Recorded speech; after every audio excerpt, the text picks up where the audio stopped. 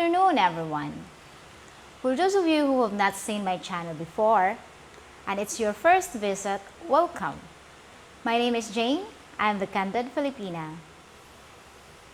Today we're going to have a slight change of topic, and we're going to call this topic the good, the bad, and the ugly. So let's start off with the good. Now, what's good about the Philippines are some of the fantastic tourist spots that are dotted along the 7,200 and odd islands here that make up the Philippines. Now, a place I really like is Bohol and the beach. It's often called the mini Boracay. There is a beautiful views, beautiful white sand, turquoise colored, and crystal. It's very lovely. Staying in Bohol, and the next place is Panglao, Alona Beach. Bohol, of course. And good things about this place is there's a new airport that's very near. Again, this is a tremendous place, and it serves a lot of different food that caters all the nationalities, and white sand beaches. Plenty of bangka boats to take you to the various little islands. And again, the water is very crystal clear. It's a clean place and it's very nice. And the final place in Bohol that would recommend is the Chocolate Hills. They've got to be seen to be believed. It's like one of the great wonders of the world. And as you can see from the picture, this is just some of the scenic scenes. It's a very lovely place. Sorry. Moving on to my island, which is Cebu, which I know a lot place. There's some fantastic places here. You've got the Taoist Temple, which is an amazing place to walk around, have some food, relax, chill out, and just look at the amazing build. Quality of this temple is outstanding. Another place that I've been to a couple of times is called Taps, Cebu. Now this place has a tremendous view over the most of Cebu City. The food there is tremendous. The choice of the restaurants there is fantastic. And again, they are catered for every nationality at a very reasonable price. And again, it's brilliant. Another wonderful place in the other side of the island is called Sardine Fish Shoal in the Moalboal, which where all the sardines congregate. It's beautiful, it's amazing to watch. Thousands and thousands and thousands of sardines shoal together, and they'll swim around your legs as you wade in to the sea there. It's amazing, amazing experience.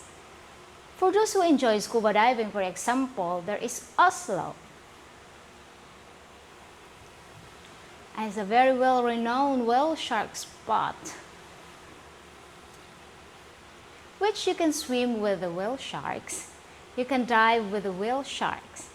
And the size of these creatures is enormous. When you're right out there, it's a bit of a drive south of the island from Cebu itself, but it's well worth the drive. You will see manta rays there, leopard rays, and a lot of other variety of large fish, which is amazing to see. Another place which is well worth to visit is Kawasan Falls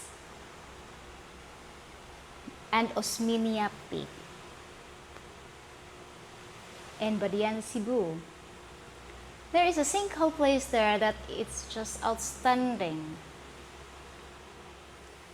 And at Kawasan Falls, when you park in the car park and make your way up to the falls, it's like being in a set of Indiana Jones, the Temple of Doom.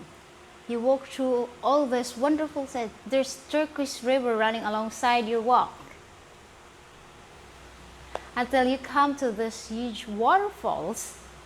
Spectacular, although the water is very, very cold, it's refreshing swim. Again, going to north of Cebu, there's a few islands there, which is absolutely wonderful. One of them, there are no cars allowed, as it's a very small island completely surrounded by the sand. Again, they cater for all types of foods and all types of nationalities. The famous thing about this island, especially for scuba divers, they have there the treasure shark, which you can see on 80% of your dives. It's an amazing place, but absolutely amazing. And of course, when you're away from Cebu, we have Palawan. Palawan is the most beautiful place you will ever see. And it's clearly a certainly place you would want to visit before you die. It's amazing, you won't believe when you see it. Breathtaking is the word that used to describe it. A very popular favorite is Boracay. Boracay again, it's beautiful white sand beaches. It's turquoise sea. It's absolutely outstanding, but to me, it's become a little bit over commercialized now, and it's not attractive as it was 10 years ago, but still worth a visit. And finally, Baguio. Now, Baguio is a lot colder. If the heat and humidity are getting to you, after a few weeks here, why not head towards Baguio, where the temperature are more European and between 16 to 25 degrees Celsius.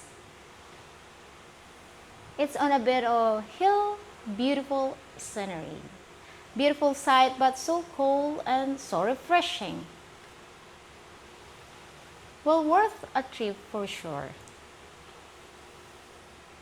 Now then, all these places, the good thing about being centrally placed in Cebu, all these places are very accessible by planes, ferries, and they are very cheaply priced. And of course, lastly but not least, the people here and the culture are amazing. Always smiling, always friendly, always obliging. So those are good things about the Philippines. Now we're going to move into the bad things, which are not really too bad. The things that annoy most foreigners when they visit here, number one, any mall you go food shopping in or any bus station, you will have to fall in line in a long queue. Sometimes these queues can be as long as 20 minutes, which is quite frustrating, especially if it's in the heat, or if it's in a shopping mall, a food store, there is not too bad. People watch you in, but still frustrating to many foreigners. I see many foreigners getting quite irate at this type of things, but that's part of the culture here. The other thing is, you'll go into the shop and you will ask for something. And sometimes, the people that work there are on their phones, on YouTube or on social media, and it's here for them to say to you, sorry sir, out of stock. And that's the famous saying you hear here. Many times here, it's very frustrating. An example is, I went with my father once to get some hacksaw blades. The guy at the desk said, sorry, we are out of stock. And directly behind where he was sat, there was about 200 hacksaw blades hanging there, ready to be sold. Again, frustrating. But that's the culture here, unfortunately. Now, the third thing, this will certainly annoy the single foreigners coming here to meet girls. And it's called Filipino time. It's notorious here. You arrange to meet the girl at 8 and she won't turn up until 9:30. And they won't think nothing of it. Because in the Philippines, everybody does it. If you say 6, expect them to at 7:30. If you say 2, expect them at 3:30 to 4. And if you're late for them, you'll find you'll stay way well while, because that's what they are accustomed to. Be so prepared for that. Another place that is not good are the slums in the urban areas. Yes, I'm not going to deny it. They are dirty. They are full of litters all over the place. You will see men urinating on the side of the road and over the places because that's the culture here. Unfortunately, garbage collection, litter collection is very rare here, especially in the provinces. So people tend to burn their rubbish. Obviously, they can't burn 10 cans, and that's what you see is thrown all over the place here. Plus, take the burn, which obviously is illegal. And it's not good for the environment, but still do it. Some things are totally impossible to change here. On the infrastructure, every road you will see travel will be full of potholes. Every pavement you walk on will be like an obstacle course. They will have, broken bits of the road sticking out and bits of the pathways. Raised or broken trips hazards everywhere. Another thing is the traffic in the cities. Horrendous. What would take you 30 minutes to do in a car? Normally in the city of peak hours, it could take you 2.5 hours. That's bad, and that gets people hot and bothered, especially in the heat here. But driving here, well, it's like a merry-go-round. Still signal left to turn right, or they won't signal. They'll do a U-turn directly in front of you on the road with no signal. Mirrors there think they are just an optional extra. They don't use them.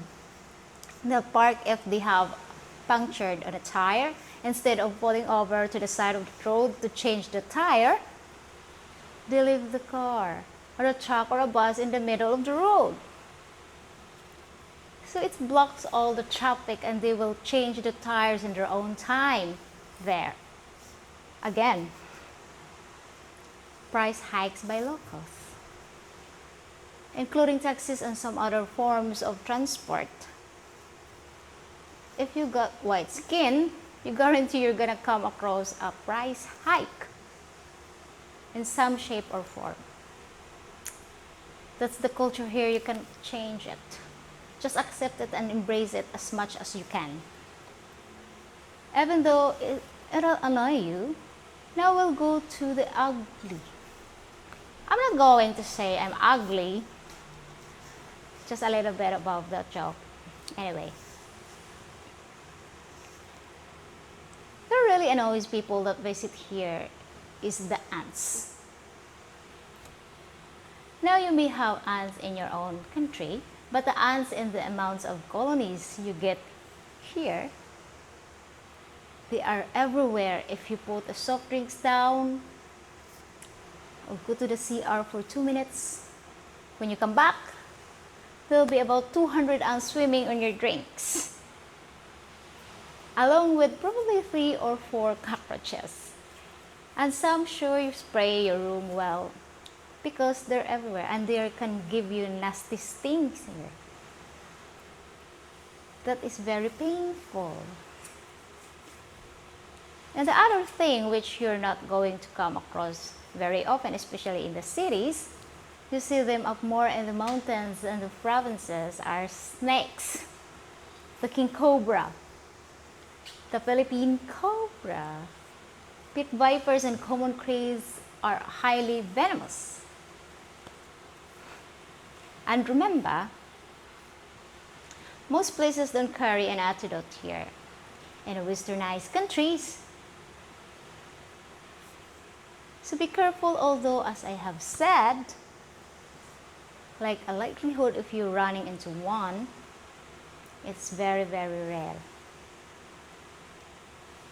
But the biggest killer here is mosquitoes. They are everywhere. And many people die of mosquitoes every year. Not just in the Philippines, but globally. And dengue is the disease the mosquitoes pass on to the most here. You know, just make sure you get plenty of brand call off which will keep them away. But I've seen a foreigner here covered with hundreds, and I mean hundreds mosquitoes bites all up their legs and arms. Face snake everywhere. The other thing is you're going to see even in the cities, in the provinces, wherever you go. I mean, not so much in the resorts. I'm about when you're on walkabouts, you're going to see rats. Not small rats, I mean big rats. And I'm not joking when I say this. Some of the cats here are frightened to take on these rats because the rats are almost as big as the cat. So they think twice before mixing it with the rat here. Another thing that's problem here, you don't see that often, but you need to be aware of this rabid dogs. There are so many dogs here with rabies. The government are trying to get on the top that they were whining in the battle slowly. But you still see them occasionally. Be careful. Now moving off to the land and into the sea. You'll be surprised at what you got in the sea here that is very toxic. Box jellyfish. Yes, box jellyfish. You won't come across them often, but they are here and they have killed people here before. Sharks. Believe it or not, we've got a mako sharks here, the bull sharks here, tiger sharks, and the great white sharks. Although again, you're very unlikely to see them. And there's been no report of sharks attack for many years. So as I said, don't worry about that. Another creature that they have very, very beautiful is the blue-ringed octopus. Again, if they bite you, it's bye-bye time. Welcome to the nice set of wings to take you upwards. But again, there's only been one ever reported bite here in the last 45 years. Make sure you wear slippers or something on your feet when you swim here, as sea urchins are quite common, as well as sea snakes, which is very, very venomous. If one of these managed to bite you and you were 30 meters out, you wouldn't make it back to the shore. Fortunately, the fangs are rare fangs. They were very small and they were very unlikely to pierce your skin. In fact, I've been picked them up many times.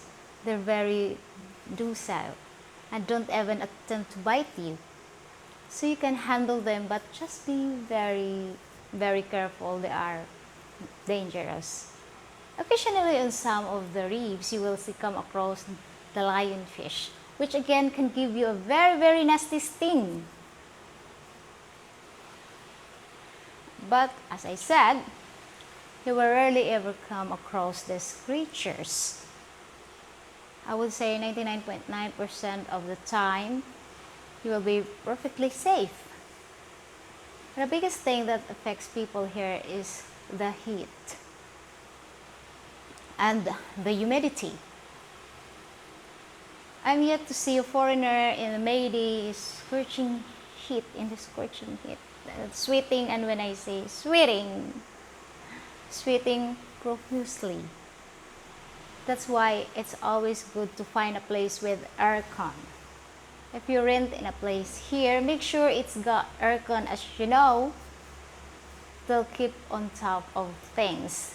There you go, that's my little talk on the good, the bad, and the ugly. I'm just making you foreigners that haven't been here before aware of some of the things that you might not be aware of, because people tend to focus on the wonderful things.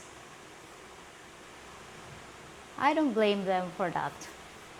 But anyway, I feel an obligation to make you aware of some of the pitfalls and as well as some of the wonderful things. It's about well balanced. But anyway, again, enough for me rambling. It's been 21 minutes video, which I doubt. Hopefully you will watch till the end. But anyway, thanks for watching. I appreciate that it helps me grow my channel. And I appreciate every subscriber to visit my channel, and thank you very so much. And I wish you good health. I wish you good fortune. Until the next time, bye for now. God to you. The Candid Filipina, Jean. Go.